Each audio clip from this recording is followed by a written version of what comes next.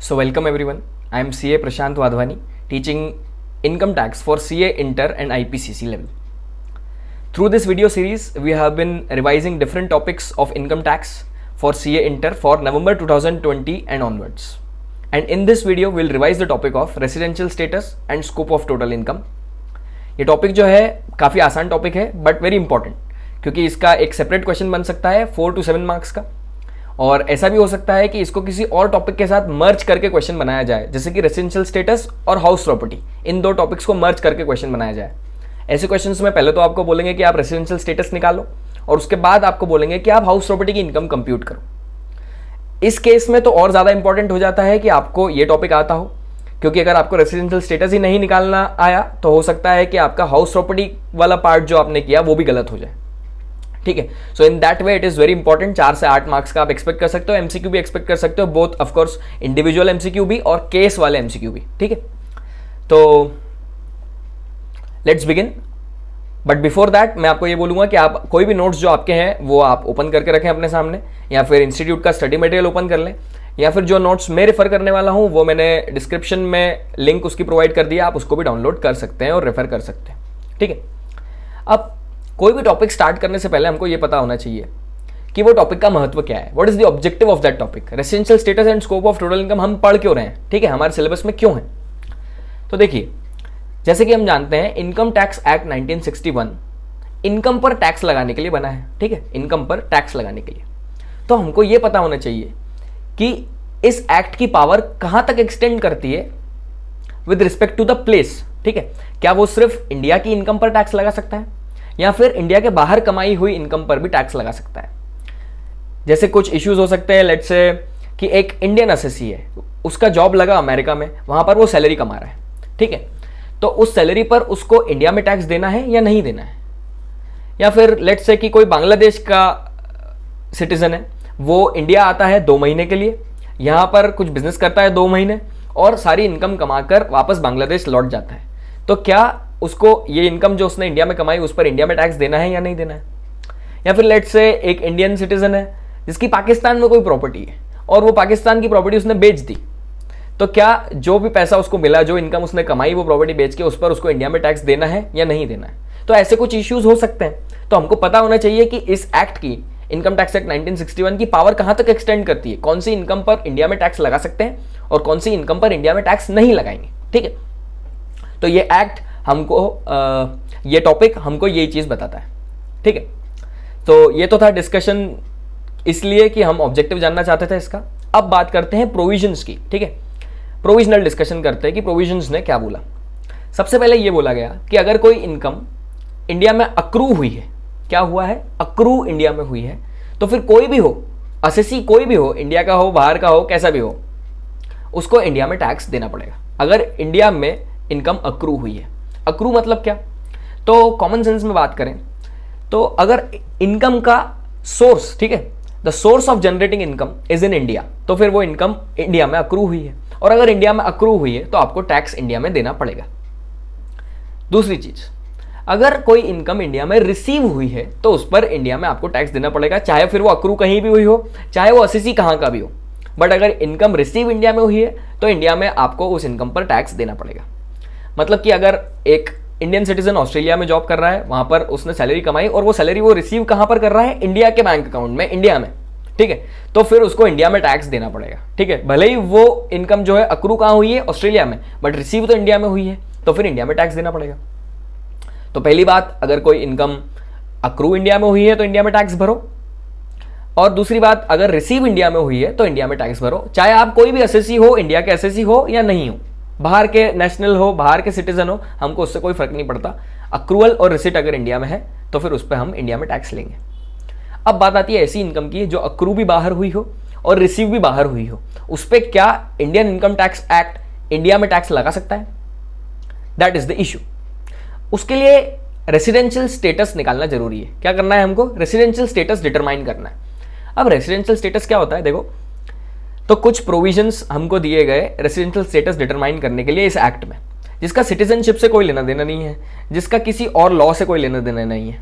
ठीक है, आपका प्लेस ऑफ बर्थ क्या है, इट इज इररिलेवेंट, आपका सिटीजनशिप कहाँ का है, इट इज इररिलेवेंट। इस एक्ट के लिए हम अलग से निकालेंगे कि आपका रेसिडेंशियल स्टेटस क्या है, आप रेसिडेंट ऑफ इंडिया हैं या नॉन रेसिडेंट हैं, ठीक है। उसके बेसिस पर हम आपको बताएंगे कि जो इनकम अक्रू भी बाहर हुई है, रिसीव भी बाहर हुई है, उस पर आपको इंडिया में टैक्स भरना है या नहीं भरना है। मतलब आपके रेसिडेंशियल स्टेटस पर डिपेंड करेगा कि आपका स्कोप ऑफ टोटल इनकम क्या है, ठीक है।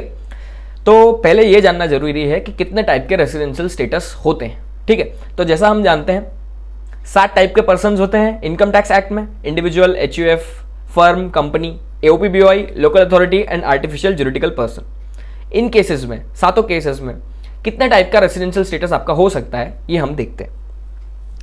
तो अगर आप इंडिविजुअल या HUF हैं, क्या है इंडिविजुअल या HUF, तो या तो आप रेसिडेंट हो सकते हैं या नॉन रेसिडेंट हो सकते हैं, ठीक है। या तो रेसिडेंट या तो नॉन रेसिडेंट। इसमें भी अगर आप रेसिडेंट हैं तो आप या तो ऑर्डिनरीली रेसिडेंट हो सकते हैं या नॉट ऑर्डिनरीली रेसिडेंट हो सकते हैं, ठीक है। अगर आप रेसिडेंट हैं तो या तो आप ऑर्डिनरीली रेसिडेंट हो सकते हैं, ROR, resident and ordinarily resident, या फिर RNOR, resident but not ordinarily resident हो सकते हैं। ये केस में इंडिविजुअल और HUF के केस में। उसके अलावा अगर आप कोई दूसरे पर्सन है, या तो आप फर्म है, AOP, BOI है, लोकल अथॉरिटी है, कंपनी है, तो ऐसे केस में क्या होगा, या तो आप रेसिडेंट होंगे या तो आप नॉन रेसिडेंट होंगे। वेरी सिंपल, यहाँ पे ROR, RNOR वाला कोई कॉन्सेप्ट नहीं है, या तो रेसिडेंट या तो नॉन रेसिडेंट, ठीक है। अब अगर आपने रेसिडेंशियल स्टेटस डिटरमाइन कर लिया तो बात आती है कि अब देखते हैं आपका स्कोप ऑफ टोटल इनकम क्या है, ठीक है। तो यहां पर देखिए, ये पहला कॉलम तो मैंने बताया है कि इनकम कमाई कहां पर गई है, दूसरे कॉलम ROR, तीसरा RNOR और चौथा NR का, ठीक है।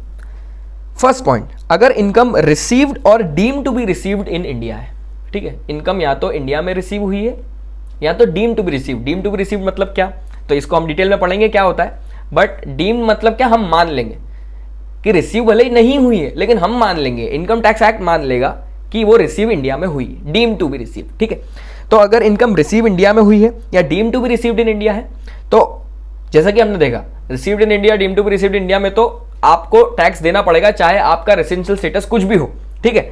इंडिया में अगर रिसीव हुई है या deem to be received in India है तो फिर आपको तो टैक्स देना ही पड़ेगा। तो देखिए, ROR को भी इंडिया में टैक्स देना पड़ेगा, RNOR को भी इंडिया में टैक्स देना पड़ेगा और NR को भी इंडिया में टैक्स देना पड़ेगा।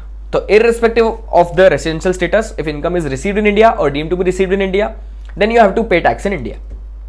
Next, income accruing in India और deem to accrue in India. तो जैसे हमने देखा कि इंडिया में अक्रू हुई है तो फिर कोई भी हो आपको इंडिया में टैक्स देना पड़ेगा, ठीक है। तो सेम चीज इसमें भी है, ROR हो चाहे RNOR हो चाहे NR हो, अगर income deem to accrue in India है या इनकम अक्रू इन इंडिया है तो फिर आपको इंडिया में टैक्स देना पड़ेगा। Of course deem to accrue in India क्या होता है वो हम और डिटेल में आगे देखेंगे।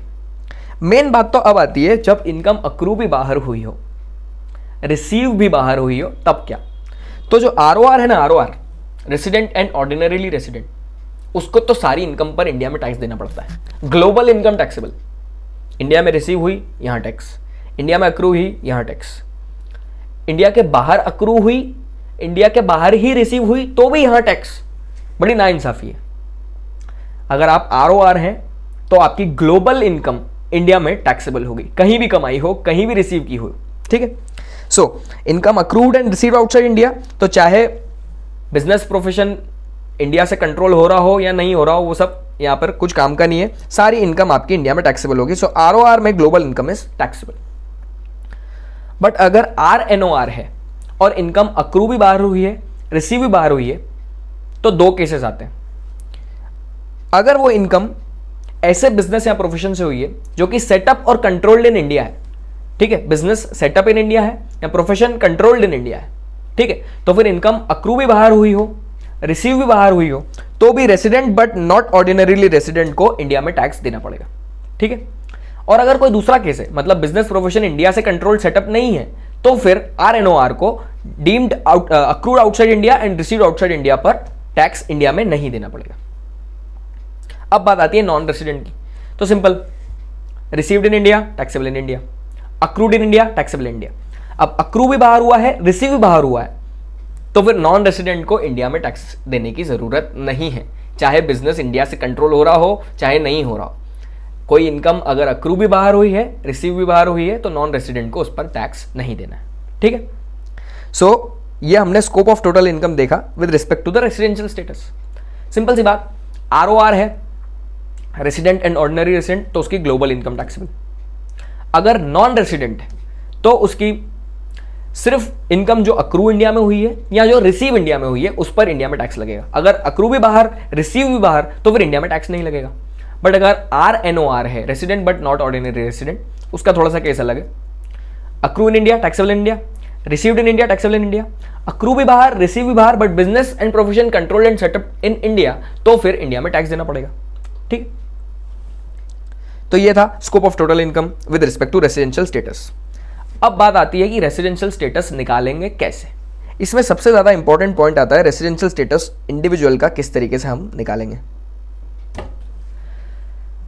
तो जैसे कि मैंने बताया, रेसिडेंशियल स्टेटस ऑफ इंडिविजुअल और HUF में या तो आप रेसिडेंट होंगे या तो नॉन रेसिडेंट होंगे। रेसिडेंट में भी या तो आप ऑर्डिनरीली रेसिडेंट होंगे या फिर नॉट ऑर्डिनरीली रेसिडेंट होंगे। कैसे निकालते हैं रेसिडेंशियल स्टेटस? सबसे पहले स्टे इन इंडिया देखेंगे ना, stay in India. Stay in India के बेसिस पे हम रेसिडेंशियल स्टेटस निकालेंगे। अगर आप दो में से कोई एक कंडीशन पूरी कर देते हो तो आप रेसिडेंट हो। क्या हो? रेसिडेंट। दो में से कोई एक कंडीशन पूरी कर ली। क्या है कंडीशंस? पहली, अगर आपका stay in India during the relevant previous year, मतलब जिस ईयर की इनकम कैलकुलेट करना चाह रहे हैं उस ईयर में स्टे इन इंडिया 182 डेज और मोर हो, ठीक है, तो आप रेसिडेंट कहलाएंगे। या फिर इस साल में, मतलब जिस साल की इनकम निकाल रहे हैं रेलेवेंट प्रीवियस ईयर में, आपका स्टे इन इंडिया 360 डेज और मोर हो और पिछले 4 साल में 365 डेज और मोर हो। फिर से बोलता हूं, पहली कंडीशन तो क्या है? 182 डेज और मोर stay in India during the relevant previous year. दूसरी कंडीशन, अगर इस साल में रेलेवेंट प्रीवियस ईयर में 60 डेज और मोर, बट साथ ही साथ पिछले 4 साल में 365 डेज और मोर, अगर ये दोनों कंडीशन आप पूरी कर देते हो तो आप रेसिडेंट हो। ठीक है,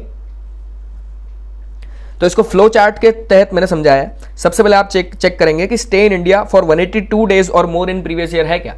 अगर है तो सीधे सीधे रेसिडेंट, अगर नहीं है तो फिर आप दूसरी कंडीशन चेक करेंगे। दूसरी कंडीशन क्या है? जिसमें दो बातें। पहली बात, इस साल 60 डेज और मोर। दूसरी बात, पिछले 4 साल में 365 डेज और मोर। ये दोनों साथ में पूरे होने चाहिए। अगर पूरे हो गए तो रेसिडेंट। अगर ये दोनों ही चीजें पूरी नहीं हुई, 182 डेज से भी कम है और दूसरी कंडीशन जो है 60 डेज और 365 डेज वाली वो भी फुलफिल नहीं करी, तो फिर आप हो जाएंगे नॉन रेसिडेंट। ठीक है,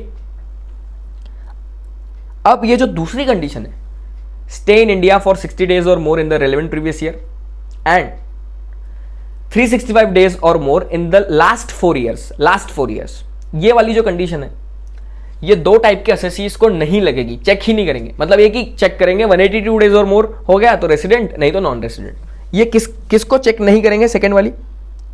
so this condition is not applicable for, पहला, कोई इंडियन सिटीजन है, इंडियन सिटीजन जो कि इंडिया छोड़ के जाता है प्रीवियस ईयर में for the purpose of employment outside India. ठीक है, तो अब एम्प्लॉयमेंट में बिजनेस प्रोफेशन भी कवर है। ठीक है, so if there is an Indian citizen who leaves India in the previous year for the purpose of employment, business, profession outside India, तो फिर उसमें सेकेंड कंडीशन चेक नहीं करेंगे, सिर्फ 182 डेज वाली कंडीशन ही चेक करेंगे। दूसरा, इंडियन सिटीजन है जो इंडिया छोड़ के जाता है प्रीवियस ईयर में as a member of crew of a ship. ठीक है, शिप का क्रू मेंबर है और वो इंडिया छोड़ के गया रेलेवेंट प्रीवियस ईयर में, तो उस केस में भी हम सेकेंड कंडीशन चेक नहीं करेंगे। ठीक है, इन दोनों ही बातों में इंडियन सिटीजन होना जरूरी है। ठीक, नेक्स्ट, कोई इंडियन सिटीजन है या पर्सन ऑफ इंडियन ओरिजिन है। पर्सन ऑफ इंडियन ओरिजिन मतलब क्या? जो खुद या फिर उसके माता पिता या फिर उसके ग्रैंड पेरेंट्स जो हैं वो अनडिवाइडेड इंडिया में पैदा हुए थे, ठीक है, पार्टीशन के पहले, तो उसको बोलते हैं पर्सन ऑफ इंडियन ओरिजिन।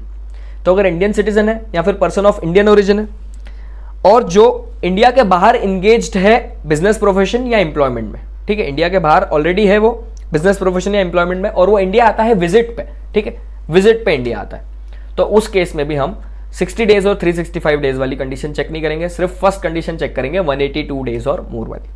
ठीक है, तो यार बड़ा सिंपल सा फ्लो रखो एग्जाम में। सबसे पहले देखो कि कहीं वो इंडियन सिटीजन ये वाली जो दो कंडीशन बताई इसमें तो नहीं आ रहा है। फिर सबसे पहले चेक करो stay in India relevant previous year में कितना है। अगर 182 डेज और मोर है तो सीधे सीधे रेसिडेंट, अगर नहीं है तो दूसरी कंडीशन चेक करो 60 डेज और 365 डेज वाली, अगर वो भी नहीं है तो नॉन रेसिडेंट, या फिर अगर वो है तो रेसिडेंट।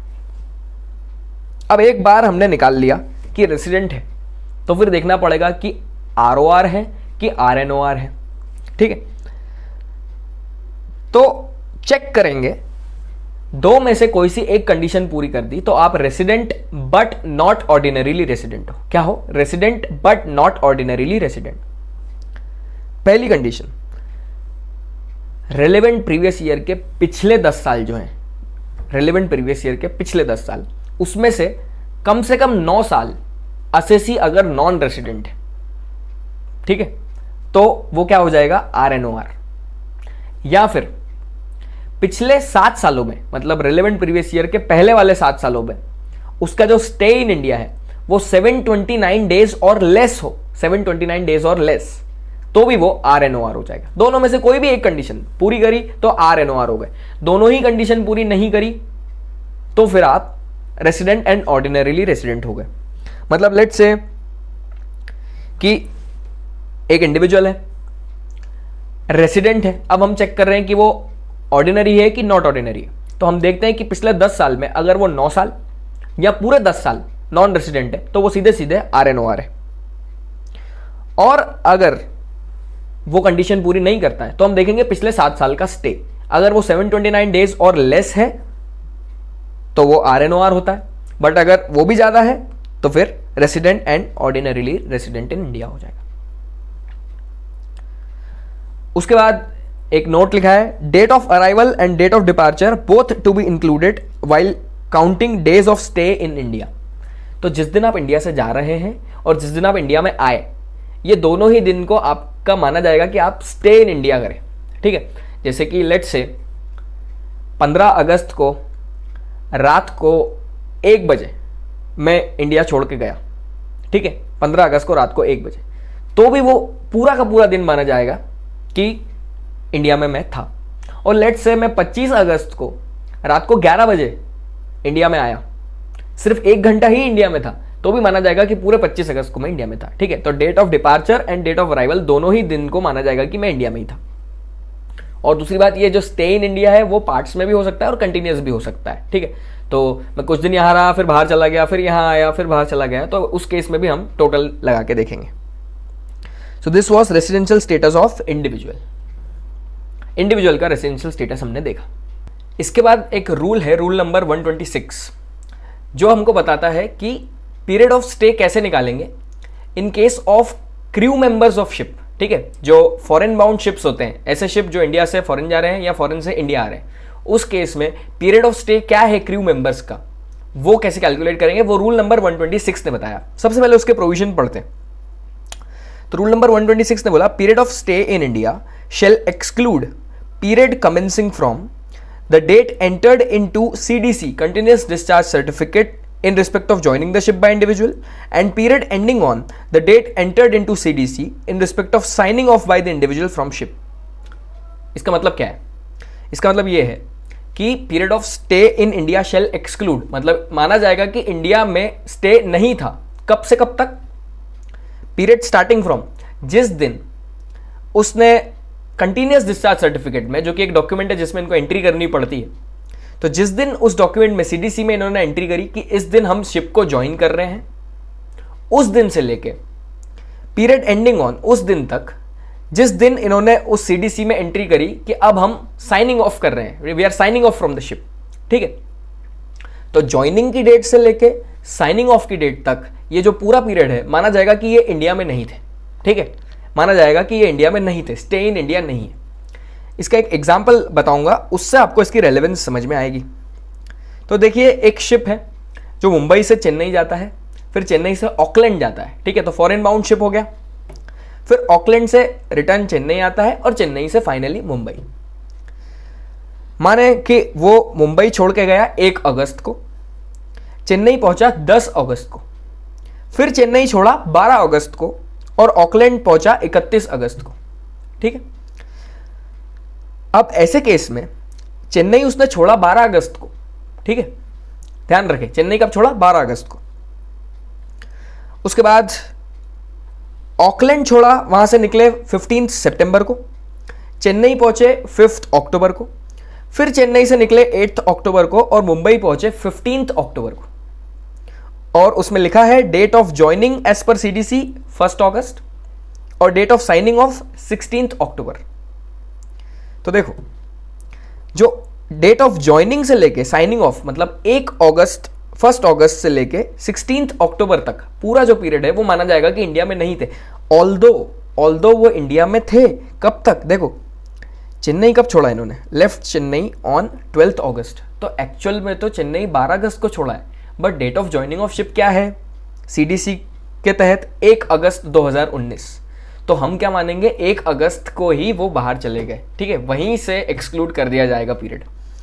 और देखो वापस इंडिया कब आ गए? तो reached Chennai on 10 August 2019, but CDC में क्या बोला है? साइनिंग ऑफ 16 अक्टूबर 2019, ठीक है। Reach Chennai on 5 October 19, but CDC की साइनिंग ऑफ डेट है 16 अक्टूबर 19। तो हम तो मानेंगे कि 16 अक्टूबर को वो इंडिया में आए, ठीक है। तो इससे आपको रिलेवेंस पता पड़ता है इस रूल का। तो सिंपल सी बात है, डेट ऑफ ज्वाइनिंग से लेकर डेट ऑफ साइनिंग ऑफ, ये पूरा पीरियड जो है आपको एक्सक्लूड कर देना है क्रू मेंबर्स के केस में, ठीक है। Of foreign bound ship, foreign bound ship मतलब जो यहां से बाहर जाता है या बाहर से यहां आता है। Very simple. Next residential status की बात करते हैं, रेसिडेंशियल स्टेटस ऑफ HUF। तो जैसे मैंने बताया था, इसमें भी resident and non resident, resident में भी ऑर्डिनरीली रेसिडेंट या फिर नॉट ऑर्डिनरीली रेसिडेंट, ठीक है।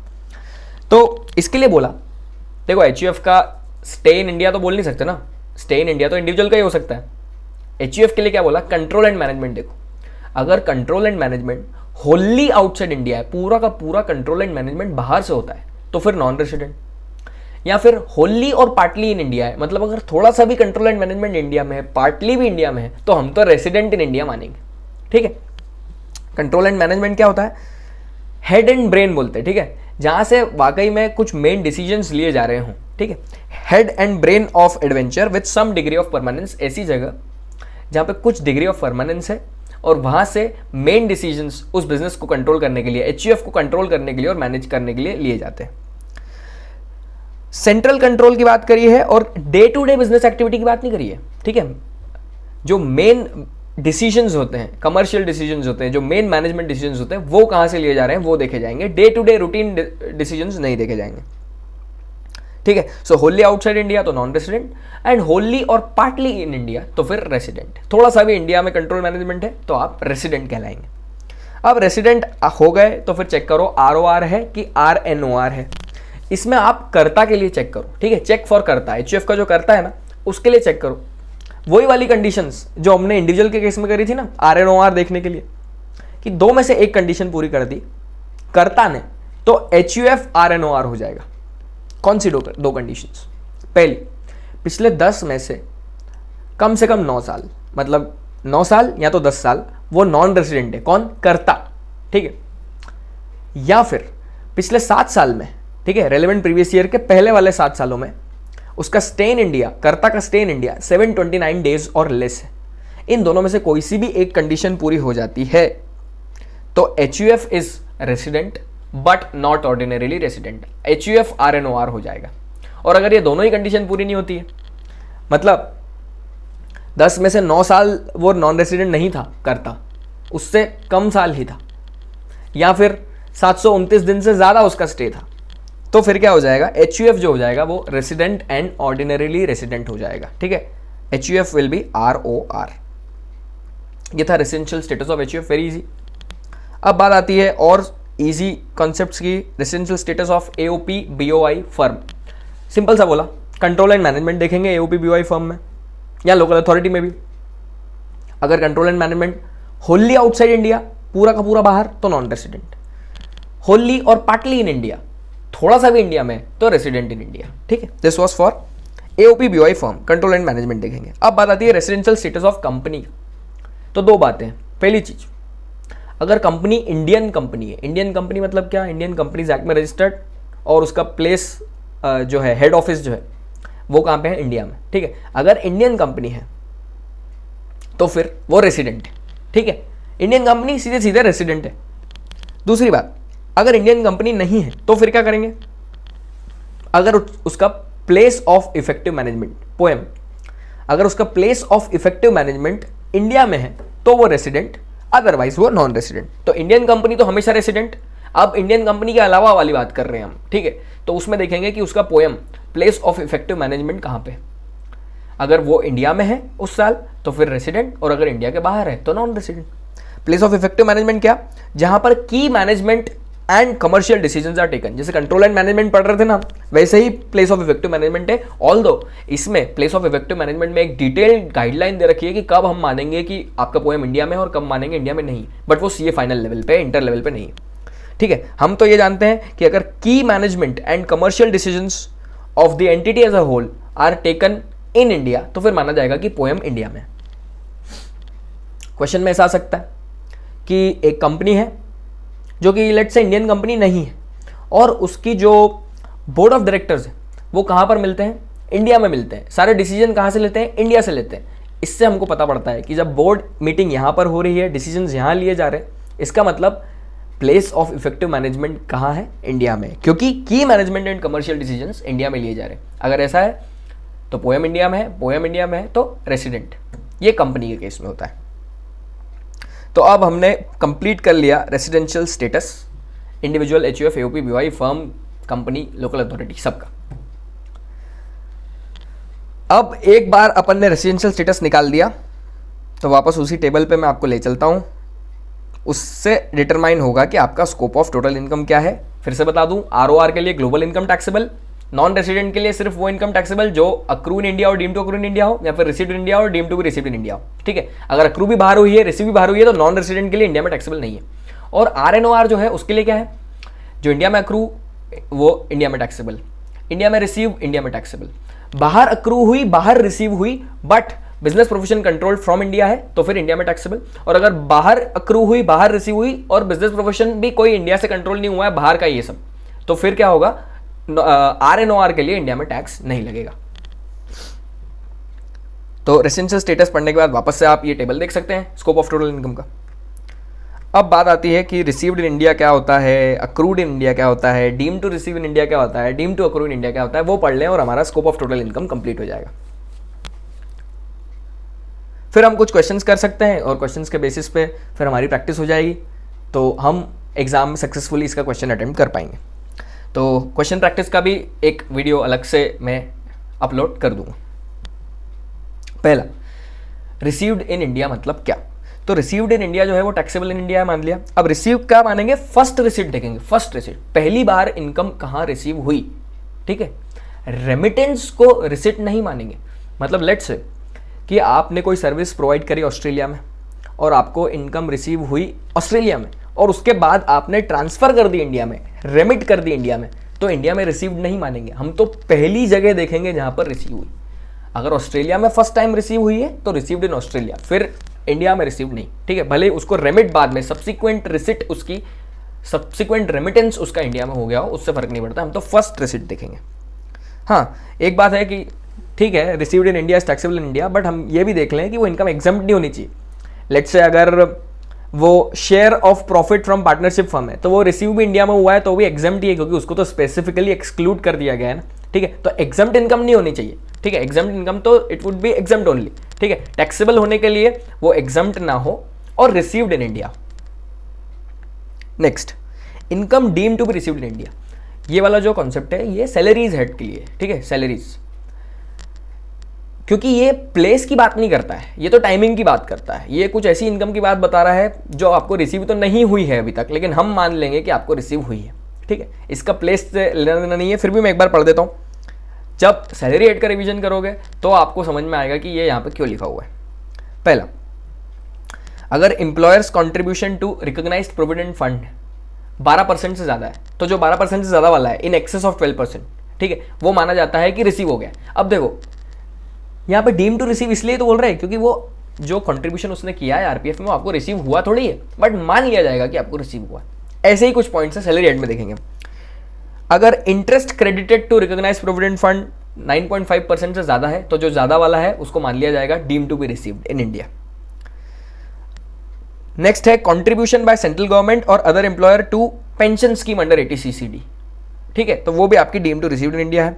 Next, amount transferred from unrecognised provident fund to recognised provident fund, that will also be deem to be received in India. And TDS आपको मालूम होगा, question में ये आएगा भी सही, आपको कोई लेट से इंटरेस्ट दिया है और दिया होगा नेट ऑफ टीडीएस, तो सिर्फ वो नेट वाला अमाउंट थोड़े आपकी इनकम है, आपका तो पूरा ग्रॉस अमाउंट जो है, ठीक है, वो पूरा ग्रॉस इंटरेस्ट जो है वो टैक्सेबल होता है। तो मतलब जो टीडीएस आपका कट गया है वो भी that is also deem to be received, ठीक है, तो वो भी आपकी इनकम मान लिया जाता है।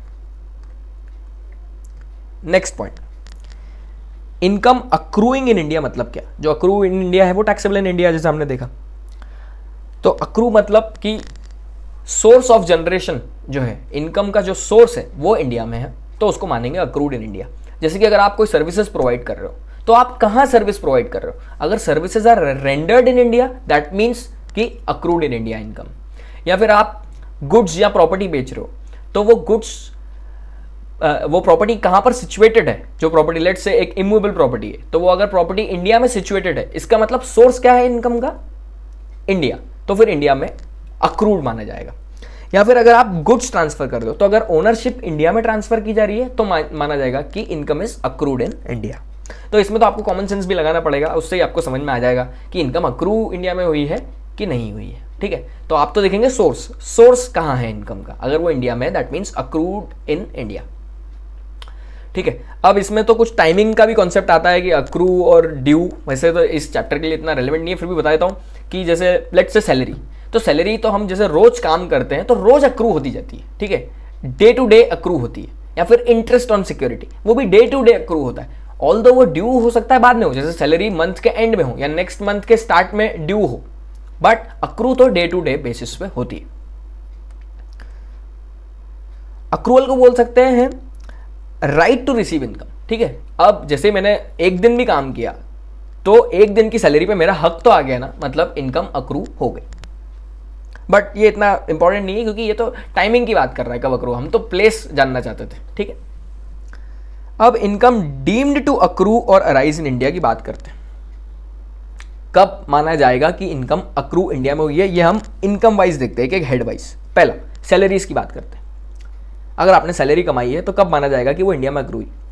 पहली बात, अगर आपने सर्विसेज इंडिया में रेंडर करी है, ठीक है, सर्विसेज इंडिया में रेंडर करी है तो जो सैलरी मिलेगी वो आपकी क्या मानी जाएगी, अक्रूड इन इंडिया, ठीक है। नेक्स्ट, अच्छा इससे एक और रिलेटेड पॉइंट ये है कि मान लो आपने इंडिया में जॉब कर रहे हो, सर्विसेज आपने इंडिया में रेंडर करी, उसके बाद जो आपने सैलरी कमाई वो ऑफकोर्स अक्रूड इन इंडिया मानी जाएगी।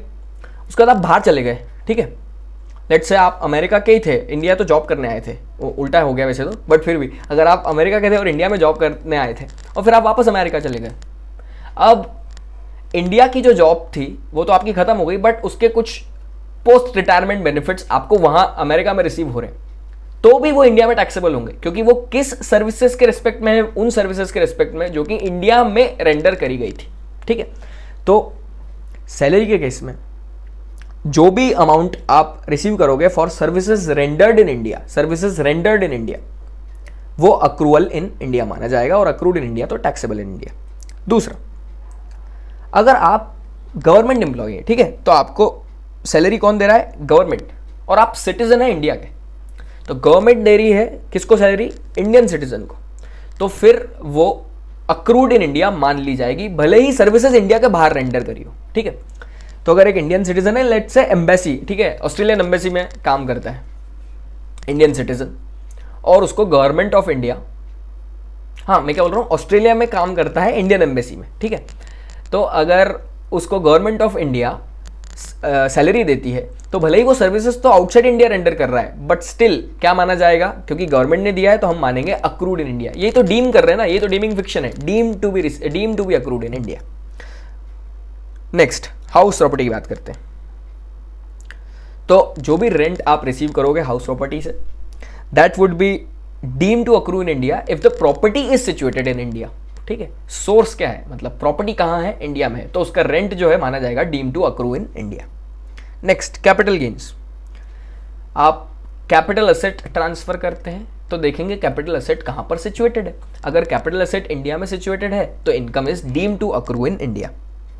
अब रजिस्ट्रेशन बाहर का भी हो तो भी फर्क नहीं पड़ता है, ऑल्दो इंडिया का ही रहेगा ऑफ कोर्स, और पेमेंट बाहर भी हो रहा हो तो भी कोई फर्क नहीं पड़ता है। अगर property is situated in India then the income from that property would be deemed to accrue in India. Next बात बोलिए, shares of foreign company deriving its value from Indian company. ये वोडाफोन केस वाला है। देखो आसानी से समझाने की कोशिश करता हूं। लेट्स से एक कंपनी है हच, ठीक है, हच कंपनी, उसकी 67% शेयर्स होल्ड करती है एक एक्स लिमिटेड, एक्स आईएनसी से एक्स आईएनसी, ठीक है, ये फॉरेन कंपनी है। जो हच है वो इंडियन कंपनी है, इसके 67% शेयर्स होल्ड करती है एक्स आईएनसी जो कि है एक फॉरेन कंपनी है। और ये एक्स आईएनसी की और कुछ भी नहीं है, बस इनकी बैलेंस शीट में सिर्फ मेनली क्या है, शेयर्स ऑफ हच, ठीक है, मतलब इनके पास जो है वो मेन ओनरशिप कंट्रोल है किसका, हच का। अब देखो इनको ये हच की जो कंट्रोल है ये किसी और को ट्रांसफर करना है, तो ये हच के अगर शेयर्स बेच देते तो इनको इंडिया में टैक्स लग जाएगा, क्योंकि शेयर्स कहाँ के हैं, इंडिया के, ठीक है, तो प्रॉपर्टी काहे की है, इंडिया की, सोर्स कहाँ का हुआ, इंडिया का, तो अक्रू इन इंडिया हो जाएगा। तो इन्होंने एक टैक्स प्लानिंग करी। क्या टैक्स प्लानिंग करी, एक दूसरी एंटिटी बनाई, लेट्स से वाई लिमिटेड, ठीक है, वाई लिमिटेड, और वो वाई लिमिटेड ने एक्स आईएनसी के, ठीक है, तो वाई लिमिटेड को भी वाई आईएनसी कर दो, फॉरेन कंपनी, एक नई एंटिटी बनाई वाई आईएनसी जिसने एक्स आईएनसी के 100% शेयर्स खरीद लिए, ठीक है, और अब ये 100% शेयर्स को वोडाफोन को बेच दिया। तो क्या हुआ, इंडियन कंपनी के शेयर्स थोड़े बेचे, शेयर्स तो एक्स आईएनसी के बेचे, बट उसका इफेक्ट ये हुआ कि हच की कंट्रोल वोडाफोन को ट्रांसफर हो गई। तो ऐसा जब ट्रांजैक्शन होता है तो डीम कर लिया जाएगा कि अक्रूड इन इंडिया है, ठीक है। तो शेयर्स ऑफ फॉरेन कंपनी मतलब x INC deriving its value from Indian company मतलब हच, वो अपनी वैल्यू कहां से डिराइव कर रहे थे, हच से। 67% उनकी होल्डिंग थी और कुछ उनकी बैलेंस शीट में था ही नहीं, ठीक है। तो ऐसे केस में भले ही फॉरेन कंपनी के शेयर्स ट्रांसफर किए लेकिन उन्होंने अपनी पूरी वैल्यू इंडियन कंपनी से डिराइव करी, तो फिर माना जाएगा कि हमने इंडियन कंपनी के ही शेयर्स ट्रांसफर किए हैं और deem to accrue in India हो जाएगी उसकी इनकम। आई होप थोड़ा बहुत समझ में आया होगा। नेक्स्ट डिविडेंड की बात करते हैं। तो अगर इंडियन कंपनी डिविडेंड पे कर रही है तो वो अक्रूड इन इंडिया है, फॉरेन कंपनी डिविडेंड पे कर रही है तो वो अक्रूड आउटसाइड इंडिया है। बस इंडियन कंपनी डिविडेंड पे कर रही है तो अक्रूड इन इंडिया है, हाउएवर टैक्सेबल इन इंडिया होगी कि नहीं उसके लिए आपको देखना पड़ेगा 1034 में बोला है कि एग्जम्प्ट है डिविडेंड, इंडियन कंपनी से मिला है तो फिर आपको नहीं भरना पड़ेगा टैक्स, क्योंकि उस पर तो कंपनी सीडीटी भरती है। बट हाँ, अगर आप 115 बीबीडीए में कवर है कि 10 लाख से ज़्यादा का आपको डिविडेंड मिलता है तो जो एक्सेस वाला अमाउंट है उस पर आपको यहाँ पर टैक्स भरना पड़ेगा। नेक्स्ट बात आती है इंटरेस्ट, रॉयल्टी और फी फॉर टेक्निकल सर्विसेज की। बहुत सिंपल है, तीनों में एक जैसे प्रोविजंस है, एक एक करके बताता हूं फिर तीनों के एक साथ बता दूंगा। इंटरेस्ट, अगर गवर्नमेंट ऑफ इंडिया ने पे किया है, इंटरेस्ट आपको मिला गवर्नमेंट ऑफ इंडिया से, तो हमेशा अक्रूड इन इंडिया मान लेंगे, deem to accrue in India. दूसरा, अगर इंटरेस्ट आपको रेसिडेंट से मिला है, मतलब आपने लोन दिया था रेसिडेंट को, उसने आपको इंटरेस्ट दिया है, ठीक है, तो हमेशा वो इंडिया में टैक्सेबल होगा, अक्रूड इन इंडिया माना जाएगा, deem to accrue in India. However जो लोन आपने उसको दिया है वो उसने इंडिया के बाहर यूज किया है, या तो बिजनेस में या तो कुछ और इनकम कमाने के लिए। जो भी आपने उसको लोन दिया है वो उसने इंडिया के बाहर यूटिलाइज किया है, ठीक है, तो फिर उसको उस पर जो इंटरेस्ट आपको मिला वो deem to accrue in India नहीं मानेंगे, ठीक है। क्या देख रहे हैं हम, यूटिलाइजेशन। अगर यूटिलाइजेशन लोन का बाहर है तो उसका interest deem to accrue in India नहीं है। नेक्स्ट, नॉन रेसिडेंट से आपको इंटरेस्ट मिला, मतलब आपने नॉन रेसिडेंट को लोन दिया था वो आपको इंटरेस्ट दे रहा है, तो अगर वो पैसा इंडिया में यूज हो रहा है फॉर बिजनेस, इंडिया में यूज हो रहा है वो पैसा फॉर बिजनेस, लोन का पैसा, तो फिर वो deem to accrue in India है। अगर वो पैसा इंडिया के बाहर यूज हो रहा है तो deem to accrue in India नहीं है। इंडिया के अंदर यूज हो रहा है but for earning any other income है, तो भी वो deem to accrue in India नहीं है। मतलब नॉन रेसिडेंट से आपको इंटरेस्ट मिला है तो वो तभी टैक्सेबल होगा जब वो पैसा जो आपने लोन दिया है वो नॉन रेसिडेंट इंडिया में यूज कर रहा हो for business profession in India, ठीक है। मेनली क्या कर रहे हैं, ये यूज देख रहे हैं, उसमें भी लास्ट वाले पॉइंट में थोड़ा सा और उन्होंने किया कि ये जो यूज इंडिया में हो वो भी बिजनेस प्रोफेशन के लिए हो, ठीक है। नेक्स्ट बात आती है रॉयल्टी की, बहुत सिंपल, इसमें भी यूज देखेंगे क्योंकि आपने क्या करा, कुछ इंटेंजिबल ट्रांसफर किया होगा, नो हाउ वगैरह, जिसके अगेंस्ट में आपको रॉयल्टी मिल रही होगी, और ये रॉयल्टी को देखना है हमको कि deem to accrue in India है कि नहीं। तो पहली तो बात वही कि अगर गवर्नमेंट से आपको रॉयल्टी मिल रही है तो always deem to accrue in India. दूसरा, यूज देखेंगे, वो नो हाउ यूज कहां पे हो रहा है। अगर वो इंडिया में यूज हो रहा है तो फिर चाहे आपको रेसिडेंट से मिली हो रॉयल्टी, चाहे नॉन रेसिडेंट से रॉयल्टी मिली हो, अगर यूटिलाइज वो नो हाउ या वो इंटेंजिबल नो हाउ जो भी हो, ब्रांड हो या कंप्यूटर सॉफ्टवेयर हो, कुछ भी, अगर वो इंडिया में यूटिलाइज हुआ है तो उसकी royalty deem to accrue in India है। Will see the usage. Same goes with fee for technical services. अगर गवर्नमेंट से मिली है फीस टेक्निकल सर्विसेज के लिए तो वो deem to accrue in India है, और अगर किसी और से मिली है, मतलब रेसिडेंट से या नॉन रेसिडेंट से, तो फिर देखेंगे कि वो सर्विसेज जो हमने दी है, जिसके बदले में हमको फीस मिली है, वो सर्विसेज यूटिलाइज कहाँ हुई है। अगर वो यूटिलाइज इंडिया में हुई है तो फिर deem to accrue in India, और अगर इंडिया के बाहर हुई है तो फिर deem to accrue in India नहीं है। कुछ नोट है, रॉयल्टी में मैंने लिखा है कि कंसिडरेशन फॉर यूज और right to use of computer software is royalty. ठीक है, अगर कंप्यूटर सॉफ्टवेयर यूज करने के लिए कंसिडरेशन मिल रहा है तो उसको भी रॉयल्टी माना जाएगा। ठीक है, सॉफ्टवेयर का लाइसेंस दे दिया, उसके बदले जो मिलता है कंसिडरेशन, उसको रॉयल्टी माना जाएगा। फी फॉर टेक्निकल सर्विसेज क्या है? Any consideration for rendering of any managerial, technical और कंसल्टेंसी सर्विसेज। आपने कोई भी मैनेजरियल, टेक्निकल और कंसल्टेंसी सर्विसेज दी, उसके अगेंस्ट में आपको जो कंसिडरेशन मिला है वो फी फॉर टेक्निकल सर्विसेज है। हालांकि it does not include consideration for construction, assembly और माइनिंग। ठीक है, कंस्ट्रक्शन, असेंबली वगैरह के लिए आपको कंसिडरेशन मिला है, उसको फीस फॉर टेक्निकल सर्विसेज नहीं मानेंगे। Next point, interest royalty fee for technical services will be taxable in India irrespective of the territorial nexus. मतलब एक नॉन रेसिडेंट है, उसका चाहे इंडिया में कोई प्लेस ऑफ बिजनेस ना हो, कोई प्लेस ऑफ रेसिडेंस ना हो, कोई बिजनेस कनेक्शन ना हो, ठीक है, और तो और उसने इंडिया में सर्विस वगैरह रेंडर भी नहीं करी हो, हमको उससे कोई लेना देना नहीं है। हम तो ये देख रहे हैं interest royalty fee for technical services में कि इंटरेस्ट के केस में जो हमने लोन दिया है वो यूटिलाइज अगर इंडिया में हुआ है, रॉयल्टी के केस में जो हमने इंटेंजिबल्स प्रोवाइड किए हैं वो यूटिलाइज अगर इंडिया में हुए हैं, फी फॉर टेक्निकल सर्विसेज के केस में जो सर्विसेज हमने दी है वो यूटिलाइज अगर इंडिया में हुई है तो फिर इंडिया में टैक्स लगेगा, इंडिया में अक्रूड मानी जाएगी। ठीक है, next point, gift of money. इसमें बोला कि जब रेसिडेंट से मनी गिफ्ट मिलेगा तो that will always be deem to accrue in India. मतलब लेट से एक नॉन रेसिडेंट को रेसिडेंट से मनी गिफ्ट मिला, ठीक है, 1,00,000 रुपए चेक मिला, ठीक है, गिफ्ट, तो रेसिडेंट से मिला है तो चाहे इंडिया के बाहर भी मिला हो, that would be deem to accrue in India. However इसमें 56 to 10 की लिमिट्स लग जाएगी। 56 to 10 अदर सोर्सेस जिसमें बताया है कि अगर aggregate amount received in the previous year 50,000 से ज़्यादा हो तो फिर पूरे अमाउंट पर टैक्स लगेगा, 50,000 से कम हो तो टैक्स नहीं लगेगा। वो वाली लिमिट यहाँ पर लग जाएगी, that would be applicable here.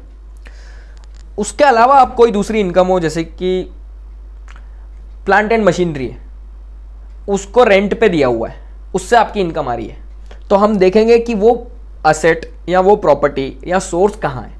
अगर वो प्लांट एंड मशीनरी जिससे रेंट आ रहा है वो प्लांट एंड मशीनरी इंडिया में है तो फिर deem to accrue in India. ठीक है, सो क्या देखेंगे, असेट, प्रॉपर्टी, सोर्स जिससे भी इनकम आ रहा है वो सिचुएटेड कहाँ है। अगर वो इंडिया में सिचुएटेड है तो deem to accrue in India. And last point, business income. इसमें देखेंगे अगर बिजनेस कनेक्शन इंडिया में है तो फिर deem to accrue in India. Business connection मतलब क्या?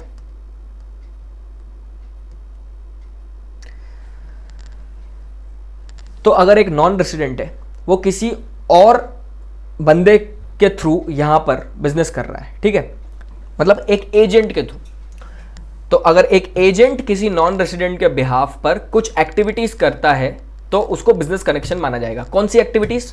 पहली, हैबिचुअली कंक्लूड्स कॉन्ट्रैक्ट और plays leading role in conclusion of contracts for providing services और transfer of property of non resident.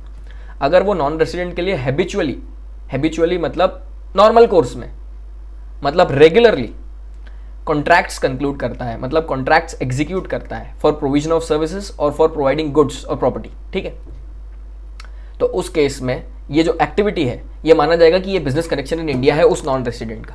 ठीक है, next, agent habitually maintains stock और merchandise on behalf of non resident. वो क्या करता है, एजेंट नॉन रेसिडेंट के बिहाफ पर यहां पर स्टॉक मेंटेन करता है, गुड्स का स्टॉक, और उसके इंस्ट्रक्शंस पे यहां से रिलीज करता है। ठीक है, तो ऐसे केस में भी माना जाएगा ये एक्टिविटी जो है वो बिजनेस कनेक्शन इन इंडिया है। और लास्ट बोला है, the agent habitually secures orders in India mainly और wholly for non resident and his associates. तो जो एजेंट है वो नॉन रेसिडेंट के लिए या उसके एसोसिएट्स के लिए, एसोसिएट्स मतलब क्या, कोई ऐसी एंटिटी जो उस नॉन रेसिडेंट को कंट्रोल करती हो, या कोई ऐसी एंटिटी जिसको वो नॉन रेसिडेंट कंट्रोल करता हो। ठीक है, या फिर कोई ऐसी एंटिटी जो वो एंटिटी और नॉन रेसिडेंट दोनों किसी के कॉमन कंट्रोल में हो। ठीक है, एक ऐसी एंटिटी जिसको नॉन रेसिडेंट कंट्रोल करता हो, एक ऐसी एंटिटी जिससे नॉन रेसिडेंट कंट्रोल होता हो, या फिर कोई ऐसी एंटिटी जो वो एंटिटी और नॉन रेसिडेंट दोनों एक कॉमन कंट्रोल में हो। ठीक है, तो ऐसे केस में वो एसोसिएट्स कहलाते हैं। तो जो नॉन रेसिडेंट जो एजेंट है वो नॉन रेसिडेंट के लिए या फिर उसके एसोसिएट्स के लिए यहाँ पर ऑर्डर्स सिक्योर करता है मेनली और होली, मतलब इन लोगों के लिए ही काम करता है और किसी के लिए नहीं। He is not independent agent, वो इन्हीं लोगों का है, इन लोगों के लिए होली और मेनली काम करता है। तो माना जाएगा कि बिजनेस कनेक्शन इंडिया में है। ठीक है, और बिजनेस कनेक्शन इंडिया में है मतलब deemed to accrue in India. कुछ और note, agents having independent status are not included in business connection. मतलब कोई एजेंट है जो नॉन रेसिडेंट के लिए भी ऑर्डर सिक्योर करता है और दूसरे लोगों के लिए भी करता है। ठीक है, वो इंडिपेंडेंट है, उसका आपसे नॉन रेसिडेंट से कुछ खास लेना देना नहीं है, वो तो अपना इंडिपेंडेंट काम करता है, गुड्स खरीदता है बेचता है। तो फिर बिजनेस कनेक्शन नॉन रेसिडेंट का इंडिया में नहीं माना जाएगा। फिर एक अनइंपॉर्टेंट पॉइंट, अगर आपका सिग्निफिकेंट इकोनॉमिक प्रेजेंस इंडिया में है तो बिजनेस कनेक्शन इंडिया में माना जाएगा। सिग्निफिकेंट इकोनॉमिक प्रेजेंस क्या है, तो ये उन लोगों के लिए जो इलेक्ट्रॉनिक बिजनेसमैन है, ई कॉमर्स वाला। ठीक है, ई कॉमर्स वाले में अब उसमें अगर आप कुछ ऐसी सर्विसेज प्रोवाइड करते हो, लेट्स से आप कोई सॉफ्टवेयर डाउनलोड करवाते हो, मतलब आप कोई सॉफ्टवेयर प्रोवाइड करते हो, या ऐसी कुछ सर्विसेज जो आप ऑनलाइन प्लेटफॉर्म पे देते हो, उन केसेस में, या लेट्स से आपका कोई यूट्यूब चैनल है ऐसे करके, तो उन केसेस में उन्होंने बोला कि अगर नंबर ऑफ डाउनलोड्स या फिर टर्नओवर एक प्रिस्क्राइब लिमिट से ज़्यादा चला जाएगा तो हम मानेंगे कि आपका सिग्निफिकेंट इकोनॉमिक प्रेजेंस है। ठीक है, अब वो लिमिट्स वगैरह हमको नहीं दी गई है, बस इतना बोला है कि प्रिस्क्राइब लिमिट से ज़्यादा अगर टर्नओवर चला गया इंडिया में, या फिर प्रिस्क्राइब लिमिट से ज़्यादा नंबर ऑफ डाउनलोड्स या सब्सक्रिप्शन हो गए, तो सिग्निफिकेंट इकोनॉमिक प्रेजेंस इंडिया में हो जाएगा और फिर बिजनेस कनेक्शन इंडिया में हो जाएगा। Not so important. अब किस चीज को बिजनेस कनेक्शन नहीं माना जाएगा? ठीक है, business connection excludes purchase of goods in India for export. India में गुड्स परचेस करे for the purpose of export. कोई नॉन रेसिडेंट है, उसने मुंबई से गुड्स परचेस करे for the purpose of export. ठीक है, तो हम तो वैसे भी एक्सपोर्ट को मतलब प्रमोट ही करना चाहते हैं, हम आपको छोड़ देंगे, बिजनेस कनेक्शन आपका इंडिया में नहीं मानेंगे तो deem to accrue in India नहीं रहेगा, तो फिर आपको टैक्स नहीं देना पड़ेगा। Next, collection of news and views in India for transmission out of India. कोई न्यूज़ एजेंसी है बाहर की, नॉन रेसिडेंट, वो इंडिया आए, यहाँ पे उन्होंने सिर्फ न्यूज़ कलेक्ट करी, व्यूज़ कलेक्ट करे और ट्रांसमिट बाहर किए। ठीक है, यहाँ से सिर्फ न्यूज़ कलेक्ट करी, ठीक है, यहाँ पर ट्रांसमिशन नहीं है, यहाँ पर उन्होंने सिर्फ न्यूज़ कलेक्ट करी और बाहर जाके टेलीकास्ट कर दी, तो इसको बिजनेस कनेक्शन इन इंडिया नहीं माना जाएगा। हाँ, ऑल्दो अगर वो यहीं पर इंडिया में ही वो न्यूज़ दिखाएं और यहाँ से पैसा कमाएं तो उस पर तो इंडिया में टैक्स देना पड़ेगा, बट यहाँ से सिर्फ न्यूज़ कलेक्ट करी और बाहर जाके टेलीकास्ट कर दी तो उसमें बिजनेस कनेक्शन इंडिया में नहीं माना जाएगा। Next, shooting of films in India. अगर आप नॉन रेसिडेंट हैं, इंडिया में आके शूट की, फिल्म शूट करी और बाहर जाके डिस्ट्रीब्यूट करी या बाहर जाके आपने दिखाई पिक्चर, मूवी, फिल्म, तो फिर क्या होगा? सिर्फ shooting of films in India से बिजनेस कनेक्शन नहीं माना जाएगा। ऑल्दो इसमें कंडीशन है कि अगर आप इंडिविजुअल हैं, मतलब जो ये इनकम कमा रहा है वो इंडिविजुअल है, तो वो नॉन रेसिडेंट भी होना चाहिए और नॉन सिटीजन भी होना चाहिए, मतलब इंडिया में रेसिडेंट भी ना हो और सिटीजन भी ना हो। ठीक है, अगर वो रेसिडेंट है या फिर सिटीजन है तो फिर ये shooting of films in India को भी मान लिया जाएगा कि बिजनेस कनेक्शन है। नेक्स्ट, अगर जो एसएससी है वो फर्म है तो उसका कोई भी पार्टनर इंडिया में ना तो रेसिडेंट हो और ना ही सिटीजन हो। और तीसरा, अगर कंपनी है तो फिर कोई भी शेयर होल्डर ना तो रेसिडेंट हो ना तो सिटीजन हो। तो ऐसे केसेस में shooting of films in India को माना जाएगा कि ये बिजनेस कनेक्शन नहीं है। Last point, activity is confined to display of rough diamonds in SNZ, uncut and unassorted diamonds, ठीक है, जो रफ डायमंड्स हैं, अनकट एंड अनअसॉर्टेड, उसका आप डिस्प्ले कर रहे हो, ठीक है, सिर्फ डिस्प्ले कर रहे हो, आपकी एक्टिविटी क्या है, सिर्फ डिस्प्ले कर रहे हो, एग्जीबिशन लगा के, कहां पर, SNZ में, मतलब स्पेशल नोटिफाइड जोन, ठीक है, जो कि अपने यहाँ पे नोटिफाई कर दिए गए होंगे। तो अगर आपकी एक्टिविटी सिर्फ इतनी है कि आप इनका डिस्प्ले कर रहे हो, तो फिर उसको बिजनेस कनेक्शन इन इंडिया नहीं माना जाएगा, ठीक है। अगर बिजनेस कनेक्शन इंडिया में है तो फिर इनकम अक्रूड इन इंडिया मान ली जाएगी, deem to accrue in India, और अगर बिजनेस कनेक्शन इंडिया में नहीं है तो फिर deem to accrue in India नहीं मानी जाएगी। ये हमारे सारे पॉइंट्स कंप्लीट हो गए of income deem to accrue in India. तो हमने एक बार समराइज कर देता हूँ कि इस पूरे लेक्चर में हमने क्या देखा। सबसे पहले हमने देखा कि इस चैप्टर को पढ़ने का महत्व क्या है, उसके बाद हमने देखा कि रेसिडेंशियल स्टेटस कितने टाइप्स के होते हैं, फिर हमने हर टाइप के असेसी, हर पर्सन की रेसिडेंशियल स्टेटस कैसे निकालते हैं वो देखा। उसके बाद हमने स्कोप ऑफ टोटल इनकम देखा रेसिडेंशियल स्टेटस के बेसिस पे कि कौन कौन सी इनकम इंडिया में टैक्सेबल होगी और कौन सी नहीं होगी। फिर हमने कॉन्सेप्ट देखा रिसीव्ड इन इंडिया क्या होता है, deem to receive in India क्या होता है, अक्रूड इन इंडिया क्या होता है और deem to accrue in India क्या होता है, ठीक है। ये सारे हमने पॉइंट्स देखे और हमारा ये चैप्टर का रिविजन यहाँ पर खत्म होता है। अब ज़रूरी होता है कि इसकी प्रैक्टिस की जाए, ये सब कॉन्सेप्ट्स पढ़ लिए, इनको अप्लाई कैसे करना है, ठीक है, तो आप उसकी प्रैक्टिस करें, इंस्टीट्यूट के सारे इलस्ट्रेशंस, सारी एक्सरसाइज सब सॉल्व करें और पास्ट एग्जामिनेशन क्वेश्चन भी सॉल्व करें, तो आपके सारे कॉन्सेप्ट्स यहाँ पर क्लियर हो जाएंगे। मैं भी एक वीडियो डाल दूंगा जिसमें मैं कुछ स्पेशल क्वेश्चंस जो मुझे लगे कि इंपॉर्टेंट है या इसमें कुछ अलग चीज़ पूछी है, इतने ईजी नहीं है, वो क्वेश्चन को सॉल्व करते हुए मैं एक वीडियो डाल दूंगा, ठीक है। So thank you.